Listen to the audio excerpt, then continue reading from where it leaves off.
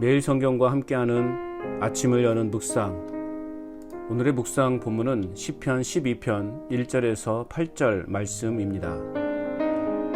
여호와여 도우소서. 경건한 자가 끊어지며 충신한 자들이 인생 중에 없어지나이다. 그들이 이웃에게 각기 거짓을 말하며 아첨하는 입술과 두 마음으로 말하는도다. 여호와께서 모든 아첨하는 입술과 자랑하는 혀를 끊으시리니 그들이 말하기를 우리의 혀가 이기리라.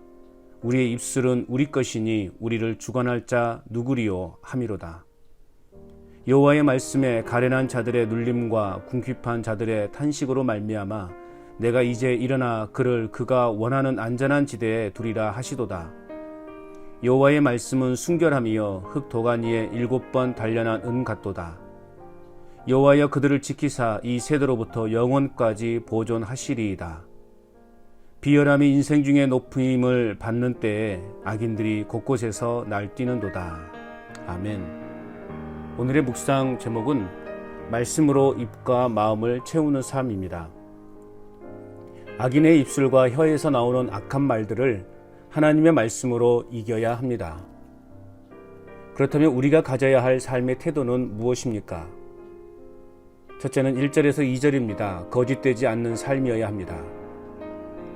다윗은 여호와여 도우소서 간절하게 하나님의 도움을 간구합니다. 왜냐하면 신실한 사람도 끊어지고 진실한 사람도 세상에서 사라지고 있기 때문입니다. 사람들이 서로 거짓말을 해대며 아첨하는 입술로 두 마음을 품고 말합니다. 진실하게 그리고 신실하고 정직하게 살아간다는 것이 쉽지 않음을 인정합니다. 무엇보다 그리스도인으로서 진실되고 정직하게 살아가려고 하면 참으로 억울하고 고통스러운 상황을 겪게 되는 경우를 경험합니다. 거짓이 진실처럼 통용되고 진실은 힘있는 자들에 의해 거짓으로 탈바꿈해버린 안타까운 현실과 마주하며 살아가고 있습니다. 그래서일까요? 나 역시도 내 스스로와 적당하게 타협하는 선에서 거짓을 말하고 아첨하는 입술로 두 마음을 품고 살아가고 있음을 고백하게 됩니다. 하나님은 거짓된 삶과 거짓말을 싫어합니다. 그리스도인으로서 가져야 할 삶의 태도는 거짓되지 않는 삶을 살아가는 것입니다. 그리고 하나님의 말씀으로 내 입과 마음을 채우는 삶입니다.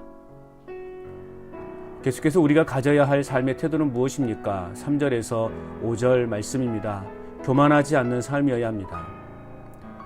세상 사람들은 그렇게 살아간다 할지라도 그리스도인이라고 말하는 우리는 달라야 합니다. 세상의 가치에 휩쓸리지 말아야 합니다. 왜냐하면 주님이 간사한 모든 입술과 큰 소리치는 모든 혀를 끊으실 것이기 때문입니다. 또한 가련한 사람이 짓밟히고 가난한 사람이 부르짖으니 이제 내가 일어나서 그들이 갈망하는 구원을 베풀겠다라고 말씀하고 계시기 때문입니다. 하나님이 싫어하시는 또 한 가지는 교만입니다. 악한 자들의 교만이 어디까지 이르렀는지 봅니다. 4절 말씀에 혀는 우리의 힘, 입술은 우리의 재산, 누가 우리를 이기리요? 혀는 우리 몸에서 아주 작은 기관에 속하지만 그 파급력은 어마어마합니다. 마찬가지로 우리의 교만함의 창끝은 언제나 하나님을 향하게 마련이라는 것입니다. 세상의 불의에 대해 불평하고 원망하고 정죄하기보다는 주님 앞에서 탄식하며 주님의 긍휼을 구하는 입술이 되어야 합니다. 하나님은 겸손하고 바르고 의롭게 살아가는 자들을 지키시고 보호하십니다. 불의와 싸우는 자들을 외면하지 않으십니다. 세상의 힘에 매달리는 부끄러운 삶이 아니라 하나님의 말씀에 붙잡혀 넉넉한 삶이 아니더라도 부끄럽지 않는 삶을 살아가야 하겠습니다. 나의 나된 것은 오직 하나님의 은혜입니다 라는 고백이 절대적으로 필요합니다. 그리스도인으로 가져야 할 삶의 태도는 교만하지 않는 삶을 살아가는 것입니다. 그리고 하나님의 말씀으로 내 입과 마음을 채우는 삶입니다. 끝으로 우리가 가져야 할 삶의 태도는 무엇입니까? 세 번째는 6절에서 8절입니다. 불신하지 않는 삶이어야 합니다. 여호와의 말씀은 순결함이요 흙 도간 위에 7번 단련한 은 같도다. 7번은 완전함과 완벽함을 상징합니다.